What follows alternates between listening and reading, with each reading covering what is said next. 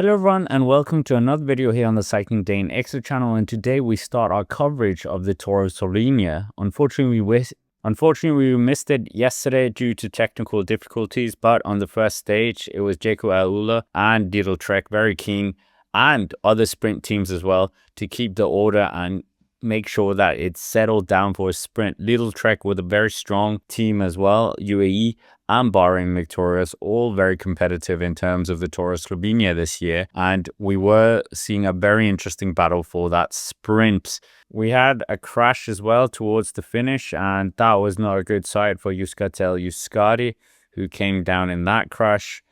And the pace was hard, the very fierce sprint finish with some riders not having a win in 2025. But when we finally got to the sprint, it was Jeko Alula and UAE Team Emirates leading them into the final few corners, and UAE really looked like they were in pole position with Milano, who opened up very fast, but it was Dylan Groenewegen who got a perfect slipstream in his wheel, and the Dutchman really opened up the afterburners with Tom Teutenberg challenging him, but the veteran Dutch national champion took the win with some ease and taking his first Slovenia win of 2025. Quite a fantastic start to his Tour of Slovenia, and we know he's taken multiple wins in the past as well, but that also meant the Dutch rider would be taking the leader's jersey for the first time, and he hasn't had the strongest start to the year, so this will definitely lift his confidence as well. But Dylan Groenewegen doing what he does best and potentially is the best rider when it comes to the sprint in this week-long stage race, and Jeko Alula will love to sweep up all the flat finishes that they can with this man. But with him being the leader's jersey, we turn our attention to stage 2 of the Tour of Slovenia. Today's stage, the fight for the green jersey, and this stage was 163 kilometers long and had several intermediate sprints and bonus sprints as well, and a bit of an undulating parcours, with that Cat 2 climb being the most interesting of the obstacles for the riders. But they started off and it was a beautiful start for the riders, and we had many riders potentially being able to win this stage. A rider who had been in the break yesterday, Fabian Christen, the brother of Jan Christen, was on the offensive once again, the Q36.5 rider, in a very select group up towards the front.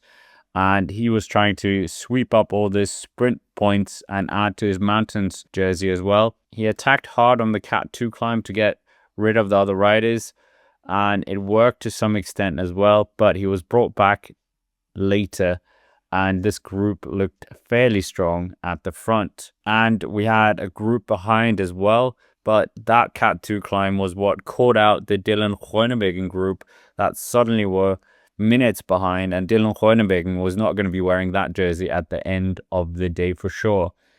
But the pace was high, even horses coming out to see the Tour of Slovenia. And this is the Dylan Groenewegen group right now that was far down, destroyed by many teams. But then from the select group that we had early on, we had Kern Farmers, Diego Uriatti attack, but you didn't get much of a leash as you could see the chasing group behind him. But it was a hot day as well, very windy on some parts as well for the riders, and here we could see one of the Q36.5 riders just going out the back. The tempo was very hard and they were really starting to suffer. We could also see Andrea Bajoli in here as well. It was a very fast front group, but there was many riders struggling in this race as well, such as Sönekvist, but at the front the pace was being pushed on. The heat was hot and there was a bit of passions flaring as well, but it was Q36.5 looking very comfortable at the front, and UAE Team Emirates covering the move.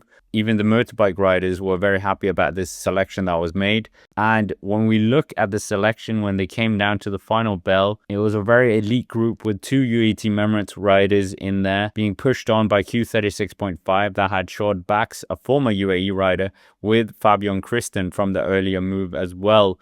And we even had the 2020 Giro d'Italia winner of Theo Gegenhardt in this group as well. But this seemed to be the winning move. There were plenty of fans out in the Tour of Slovenia, as we're so used to seeing now. The second group, the first part of the peloton, were about a minute down, and they were choosing not really to work with each other. Of course, Theo Gegenhardt's teammate didn't want to pursue this break move, so they didn't really have anything to do here. But when we came down to the sprint with that very elite 6-man group, it was UAE Team Emirates trying to take charge, but Fabio Christen opening up very quickly.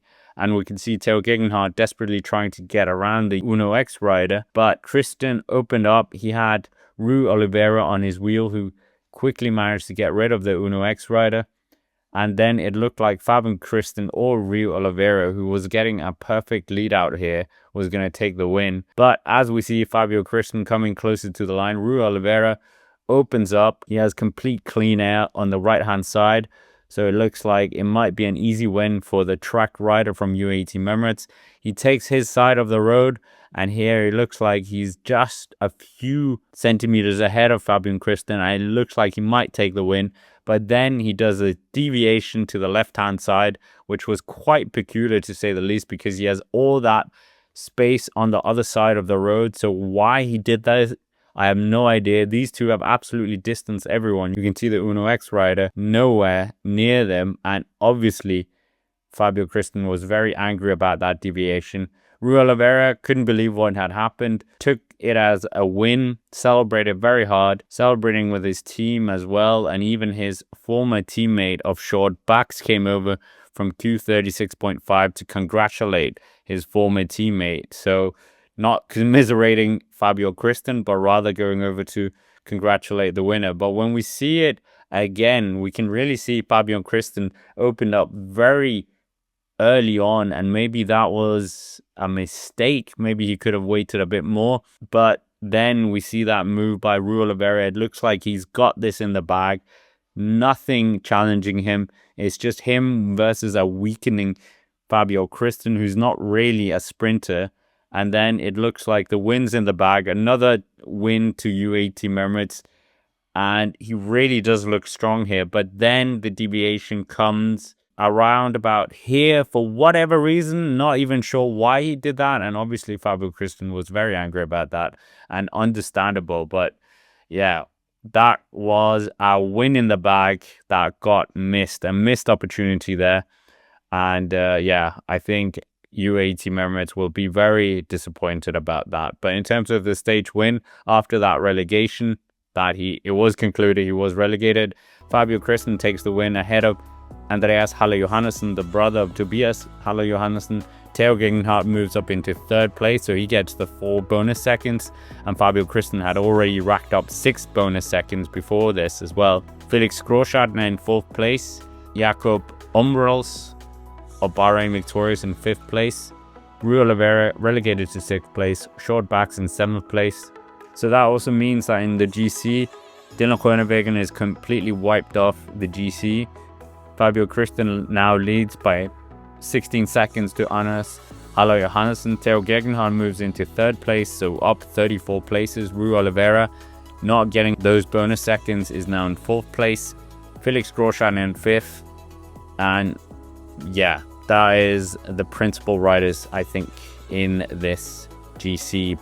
But anyways, with that, thank you very much for watching. Smash the like button, comment down below what you thought of the first stage. Was the relegation warranted? And of course, as always, thank you for watching, and I will see you tomorrow.